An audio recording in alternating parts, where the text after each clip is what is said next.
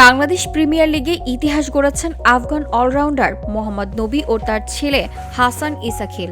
শীর্ষ কোনো টি-20 লিগে এই প্রথম বাবা ছেলে একসঙ্গে ব্যাট করার বিরল কীর্তি গড়লেন তারা। দুজনেই খেলেছেন নোয়াখালী এক্সপ্রেসের হয়ে।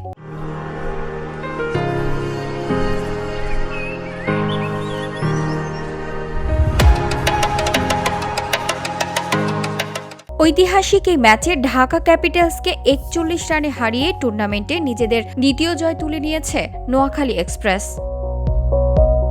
ম্যাচ সেরা ইনিংসটি খেলেন হাসান ইসাখিল।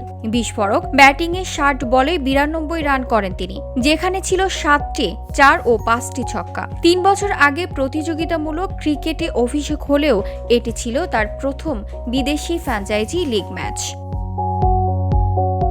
ইসাখিলের ইনিংসে ভর করে নোয়াখালী এক্সপ্রেস ৭ উইকেটে ১৮৪ রান সংগ্রহ করে। জবাবে ঢাকা এক্সপ্রেস ১৮.২ ওভারে ১৪৭ রানে গুটিয়ে যায়।